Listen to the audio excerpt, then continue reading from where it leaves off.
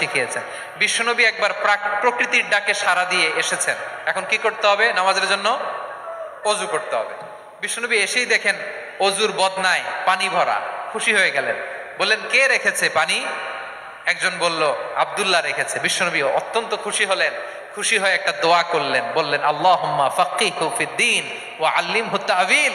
আল্লাহ তুমি আব্দুল্লাহকে দ্বীনের বুঝ দিও আর কোরআনের তাফসীর শিক্ষা দিও। বিশ্বনবীর এই দোয়া এমন লাগছে উনি রাইসুল মুফাসসিরিন, এই পৃথিবীতে যত মুফাসসির ছিল, যত মুফাসসির আসবে, সকল মুফাসসিরের সম্রাট হিসেবে স্বীকৃত হয়েছেন আব্দুল্লাহ ইবনে আব্বাস। বিশ্বনবী ওনারে আজান শিখান নাই, বিশ্বনবী ওনারে ল্যাঙ্গুয়েজ শিখান নাই, বিশ্বনবী ওনারে অ্যাম্বাসেডর বানান নাই, হাতে কলমে শিক্ষা দিয়েছেন। ছোট্ট মানুষ, বিশ্বনবী ইন্তেকাল করলেন, আবু বকরের সময় গেল, ওমরে ফারুকের খেলাফত, তখনও তিনি তরুণ। ওমরে ফারুক রাদিয়াল্লাহু তাআলা আনহু ওনার ক্যাবিনেট মিনিস্ট্রির বৈঠকে এই আব্দুল্লাহ ইবনে আব্বাসকে পাশ দিয়ে বসায় রাখতেন। বয়স্ক সাহাবারা এটা পছন্দ করতো না, তারা বলতো ঘটনা কি, আব্দুল্লাহর মতো ছেলে নাতি আমাদের আছে, এরা কেন রাখে ওমরে ফারুক? ওমরে ফারুক এটা টের পেলেন, তিনি বুঝতে পারলেন যে ক্যাবিনেট মেম্বাররা এটা পছন্দ করে না, ছোট্ট আব্দুল্লাহরা কেন রাখি, কেন যে রাখি এটা একদিন বুঝাবো। একদিন মিটিং এ তিনি সবাইকে বললেন ইদা জাআ নাসরুল্লাহি ওয়াল ফাতহ। এই আয়াত দ্বারা উদ্দেশ্য কি বলেন তো মুরব্বী সাহাবীরা? এক সাহাবী বলেন এই সূরা দ্বারা উদ্দেশ্য, আল্লাহ বলেছেন আমাদেরকে বিভিন্ন ল্যান্ড, বিভিন্ন এলাকা বিজয় করতে হবে। ওমরে ফারুক বললেন না, হয়নি। আরেকজন বললেন বিজয় হওয়ার পর আমাদের বেশি বেশি আল্লাহর বরত্বের ঘোষণা দিতে হবে, এটা উদ্দেশ্য। ওমরে ফারুক বললেন না, হয় নাই। যারা জিজ্ঞেস করেন কেউ পারে না। সব শেষে বিশ্বনবী ছোট্ট আব্দুল্লাহরে বলেন আব্দুল্লাহ ইদা জাআ নাসরুল্লাহি ওয়াল ফাতহ এর দ্বারা উদ্দেশ্য কি বলো তো? ছোট্ট আব্দুল্লাহ বলেন হুয়া আজালু রাসূলিল্লাহ। এই আয়াত দ্বারা বিশ্বনবীর বিদায়কে উদ্দেশ্য নেওয়া হয়েছে। ওমরে ফারুক বললেন হাযা হুয়া, এটাই তো সঠিক উত্তর, এটাই সঠিক তাফসীর এই আয়াতের। কারণ ইদা জাআ নাসরুল্লাহি ওয়াল ফাতহ, যখন আল্লাহর সাহায্য আর বিজয় আসবে, ওয়া রাআইতান নাসা ইয়াদখুলুনা ফি দীনিল্লাহি আফওয়াজা, আপনি দেখবেন দলে দলে ঢলে ঢলে বানের পানির মতো মানুষ ইসলামের দিকে ঢুকতেছে, ইসলামের বিজয় হয়েছে। তো ইসলামের বিজয়ের মিশন নিয়ে নবী আসছে, বিজয়ী যখন হয়ে গেছে এখন তো নবীর বিদায় হবে। যারা বলেন ঠিক কিনা? কোন সাহাবী এই সূক্ষ্ম কথাটা ধরতে পারে নাই, ওই আব্দুল্লাহ ছাড়া। আব্দুল্লাহ যখন উত্তর দিছে সব সাহাবীদের টনক নড়েছে।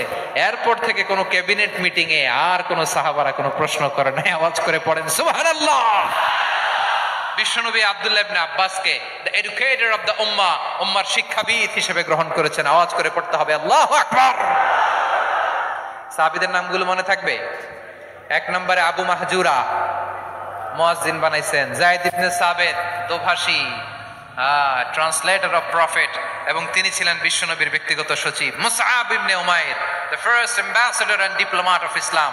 আব্দুল্লাহ ইবনে আব্বাস, এই উম্মার সবচেয়ে বড় এডুকেটর, শিক্ষাবিদ। আরেকজন ছিল আব্দুল্লাহ ইবনে মাসউদ রাদিয়াল্লাহু তাআলা। দুই আব্দুল্লাহ, আব্বাস গেল, আরেকজন হচ্ছে মাসউদ। মক্কার তরুণ, ছাগল পালতো মুশরিকের। বিশ্বনবী আর আবু বকর রাদিয়াল্লাহু তাআলা আনহু একবার গেলেন, যে দেখে এই তরুণ দাঁড়ায় আছে। বিশ্বনবী বলেন আমি খুব ক্ষুধার্ত, তোমার কাছে কি দুধ আছে ছাগলের? আব্দুল্লাহ ইবনে মাসউদ বলে আছে, ওয়ালাকিন আনা মু'তামান, কিন্তু যে দুধ আছে এটা আমানতের, আমি দিতে পারবো না। বিশ্বনবী এইটা শুনেই তারা টার্গেট করে ফেলছে। আনা মু'তামান, দুধ আছে কিন্তু এটা আমার মালিকের, আমি তো দরদ দেখাই, আমার মালিকের দুধ আপনি পথিক, আপনারে দিতে পারি না। বিশ্বনবী টার্গেট করে ফেলছেন, এরে আমার কাজে লাগাইতে হবে। বিশ্বনবী বললেন আচ্ছা ঠিক আছে দুধ দিও না, কিন্তু এমন ছাগি আছে কিনা যেই ছাগির সাথে কোনো ছাগলের মিলন হয় নাই, তার ওলানে দুধও আসে নাই, বাচ্চাও নাই, এরকম ছাগির থেকে যদি আমি দুধ খাই তাহলে তো সমস্যা নাই। বলতেছে এরকম ছাগির থেকে দুধ খাইলে সমস্যা নাই, কারণ এরকম ছাগির ওলান থেকে দুধ আসবেও না। বলতেছে ঠিক আছে এরকম একটা ছাগি নিয়ে আসো। নিয়ে আসা হলো। বিশ্বনবী বিসমিল্লাহ বলে ওই ছাগির ওলানে হাত দিলেন। হাত দিতে দেরি, পুরো ওলানটা দুধে ভরে যেতে দেরি হয় না। বিশ্বনবী আর আবু বকর রাদিয়াল্লাহু তাআলা আনহু দহন করে পেট ভরে খেলেন। এই দৃশ্য আব্দুল্লাহ ইবনে মাসউদের হৃদয়ে দাগ কাটলো। এই মুজিজা দেখে তিনি বললেন আশহাদু আল্লা ইলাহা ইল্লাল্লাহ ওয়া আশহাদু আন্না মুহাম্মাদুর রাসূলুল্লাহ। তিনি ষষ্ঠ মুসলিম ছিলেন, 6 নম্বর মুসলমান।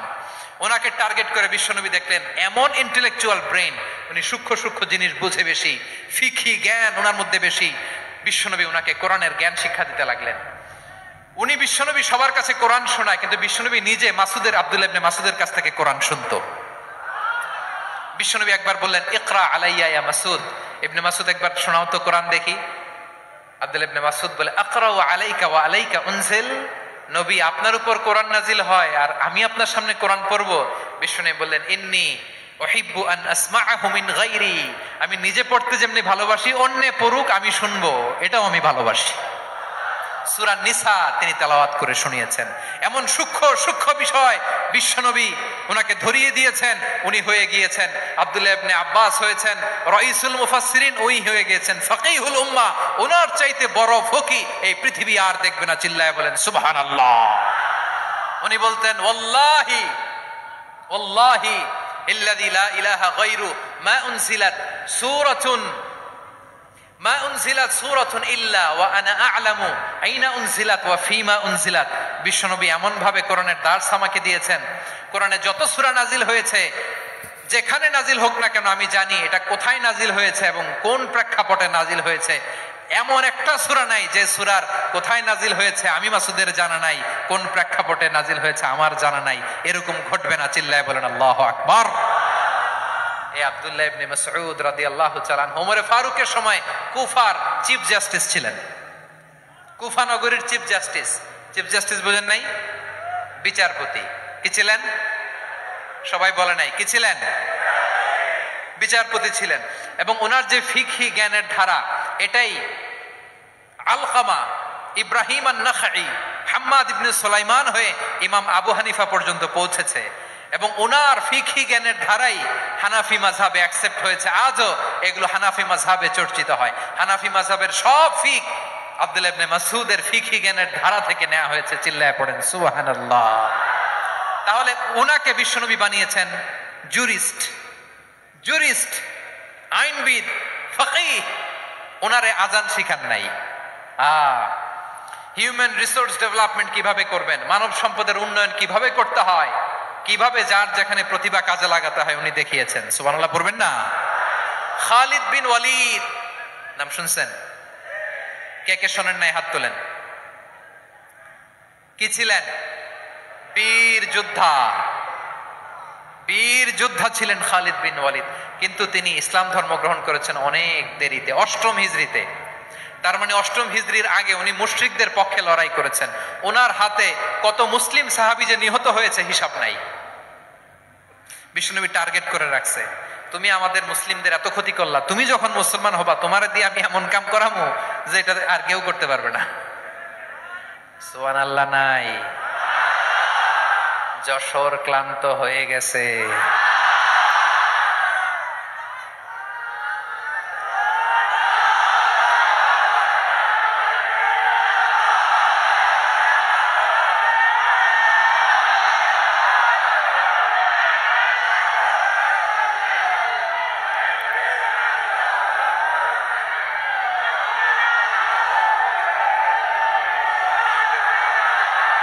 মাশাআল্লাহ। বসুন বসুন বসুন।